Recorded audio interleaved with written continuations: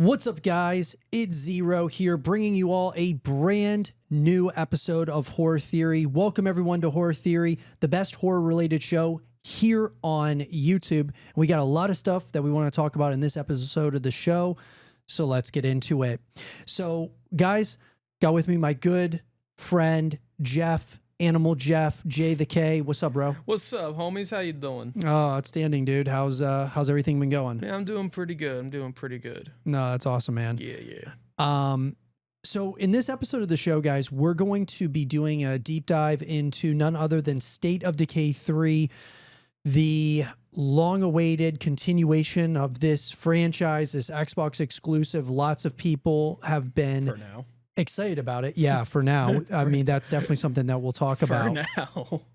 I hope if Gears of War is giving us some writing on the wall, hopefully more and more of these Xbox exclusives could very well go to PlayStation as well. Yeah. Obviously, Gears is kind of breaking that mold. And then maybe State of Decay will follow. Maybe Fable will follow, so on and so forth. But that being said, I want to, with this deep dive into State of Decay 3, well, the first thing is, Jeff, you got to see the first couple of trailers before we jumped on here. What did you think of the first as well as the second trailers? So before I even talk about the trailers, what I've always loved about State of Decay in general is that it's instead of like other zombie games, because there's a billion of them, instead of feeling like the unstoppable army that you are as a main character, you feel more as like a community, because you're not playing as one character, you're playing as a community of survivors, which I love. And like, not to mention like there's other like groups of survivors out there on the map that you can talk to, that you can trade with, do all that sorts of fun stuff. Like, you just straight up feel like a community, and that's what I've always liked about State of Decay 2. State of Decay 3 trailers, for one, during that second trailer we watched, I'm gonna be honest, from the way the camera was angled at certain points, it just straight up looked like gameplay. Yeah, it did.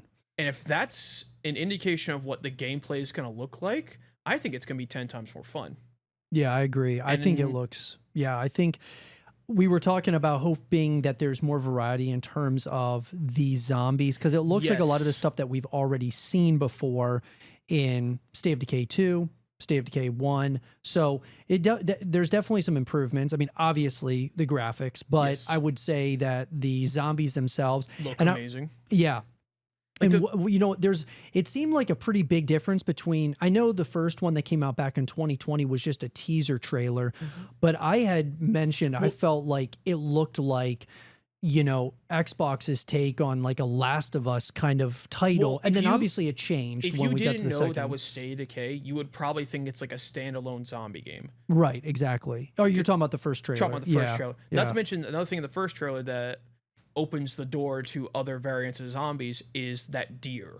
Right. Because that deer opens up the door to like zombie wolves, or everyone does a bear, because what's more terrifying than a bear that doesn't feel pain?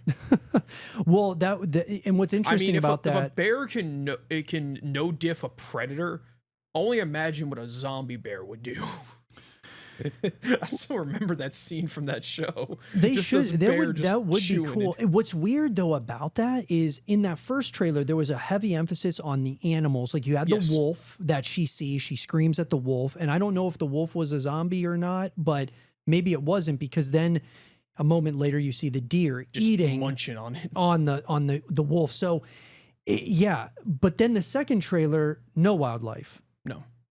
So that was what was interesting to me. I think the reason why is because they wanted to set in stone saying, hey, this is still going to be like State of Decay 2. I agree. Just with new features. Right. Because I think because that's always the thing that people worry about when a sequel comes out. Is it going to be almost the same as the first game, or is it going to be something completely different? That's something always people worry about with sequels. So that second trailer probably solidified saying, hey, we're still doing the whole like community aspect, right? Like and I like the shrine that you can leave the stuff from the community members. I thought that was interesting. That's going to be such an interesting feature for, like, because I know a lot of people, like, some people like to role play that game, which is cool. I like that, and that just adds like another level of immersion. Right. Because like, especially like some of like the hardworking characters that you use throughout the community, it's gonna suck when they die. So you want to feel bad. You want to feel bad that they died. So there's gonna be a memorial at like your main headquarters area. Like personally, my favorite place in State of Decay 2 to build was the firehouse. Mm-hmm. Got free water. Yeah. Free water. Like you really can't go wrong with free water.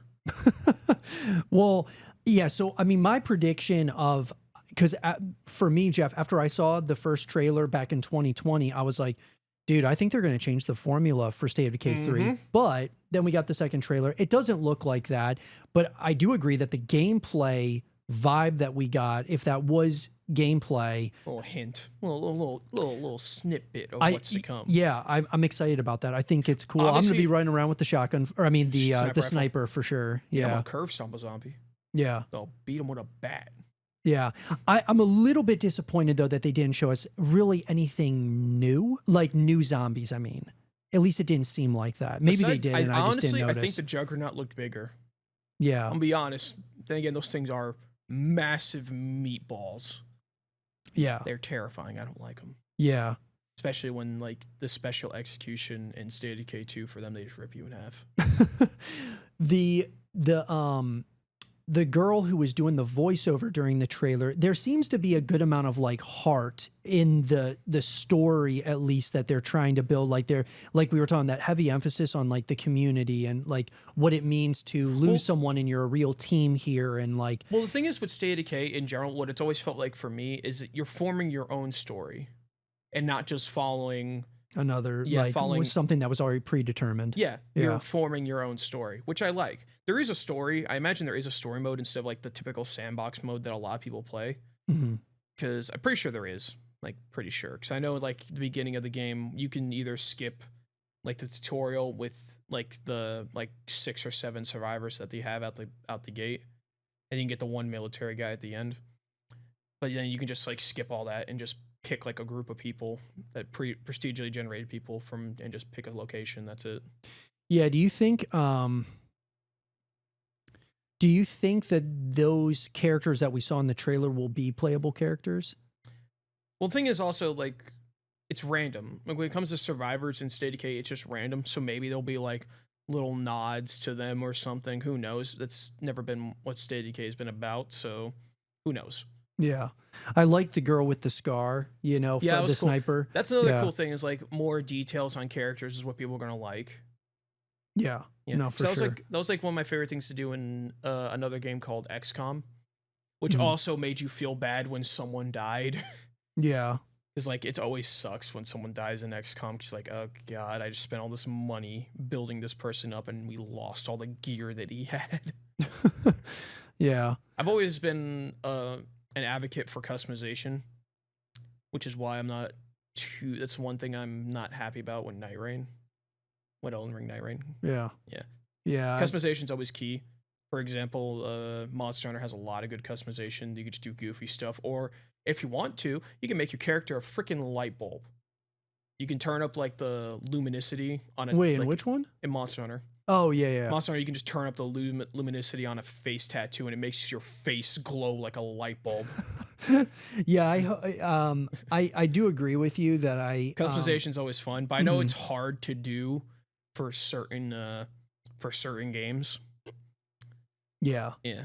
I agree. Yeah, I mean, honestly, at the end of the day, guys, I'm really excited to see more, and we're going to be talking about when we could hear more information very, very soon, actually, as soon as the Xbox Game Showcase. But from what we've seen so far, guys, in terms of the trailers and stuff, what are your guys' thoughts about State of Decay 3? Let us know in that comment section down below, and let us know your thoughts.